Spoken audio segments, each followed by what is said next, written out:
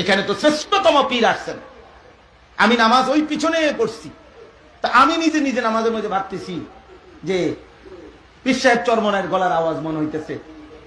সালাম ফিরাই আমি আমার খাদেম যে ছেলেটা জিজ্ঞাসা দেখছি যিনি নামাজ পড়াইলো তো হুজুরের গলার মতো মনে হইলো। সে বলতেছে কয় না হুজুর হুজুরই। আয় হলো মাশাআল্লাহ, আইসা দেখলাম হুজুরই। মানে আমি প্রথম বুঝি নাই বা শুনি নাই, জানি নাই এত বড় মানুষরা এখানে আসছে।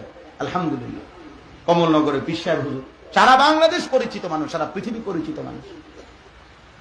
এটাই তো বলতেছিলাম, ইসলাহি ইজতিমা, ইসলাহি মাহফিল, ইসলাহে নফস, তাজকিয়ায়ে নফস, তাসাউফ, আত্মশুদ্ধি, পীর মাশায়েখদের মেহনত, আউলিয়া কেরামের মেহনত, এই সবটার খুলাসা সারাংশ হলো আত্মগঠন। কি গঠন বলেন না? এইটাই মেইন কথা। আপনি জিজ্ঞাসা করেন এখানে তো শ্রেষ্ঠতম পীর আসছেন, আমি নামাজ ওই পিছনে পড়ছি, তা আমি নিজে নিজে নামাজের মধ্যে ভাবতেছি যে পীর সাহেব চরমনের গলার আওয়াজ মনে হইতেছে। সালাম ফিরাই আমি আমার খাদেম যে ছেলেটা জিজ্ঞাসা দেখছি যিনি নামাজ পড়াইলো তো হুজুরের গলার মতো মনে হইলো। সে বলতেছে কয় না হুজুর হুজুরই। আয় হলো মাশাআল্লাহ, আইসা দেখলাম হুজুরই। মানে আমি প্রথম বুঝি নাই বা শুনি নাই, জানি নাই এত বড় মানুষরা এখানে আসছে। আলহামদুলিল্লাহ, কমলনগরে পীর সাহেব হুজুর সারা বাংলাদেশ পরিচিত মানুষ, সারা পৃথিবী পরিচিত মানুষ।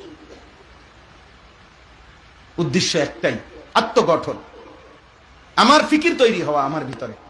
ইস্তাফতি কালবা, নবী সাল্লাল্লাহু আলাইহি সাল্লাম তোমার বলছে তোমার বিবেককে জিজ্ঞেস করো, তোমার দিলকে জিজ্ঞেস করো, যেভাবে চলতেছ এই পথ জান্নাতে যাবে তো? যেভাবে রাত শেষ হচ্ছে এই ভোরবেলা যদি আখেরাত হয়, তুমি আখেরাতে জান্নাতে পৌঁছবে তো? যেভাবে দিন যাচ্ছে, যেভাবে ব্যবসা করতেছ, যেভাবে চাকরি করতেছ, হাই নওজোয়ান, যেভাবে একটা একটা দিন পার করছো, দিন শেষে রাত শেষে তোমার আখেরাতে জান্নাত পর্যন্ত পৌঁছবে তো এভাবে?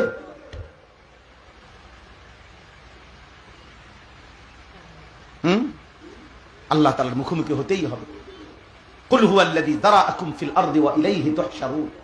আল্লাহ বলেন হে বন্ধু আপনি বলে দেন আমি তোমাদেরকে গোটা পৃথিবীময় ছড়িয়ে দিয়েছি, আবার আমি আল্লাহই আমার নিকটেই তোমাদের তুহশারুন, হাসর হবে, জমা হবে, আমি আমার কাছে আবার তোমাদেরকে জমা করব,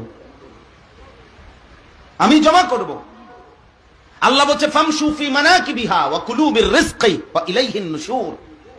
আমার জমিনের যেখানে মন চায় যাও বান্দা, কোনো অসুবিধা না, পুরা পৃথিবী আমার, সব আমি তোমার ব্যবহারের জন্য দিছি, যেখানে থাইকা ভাল লাগে থাকো।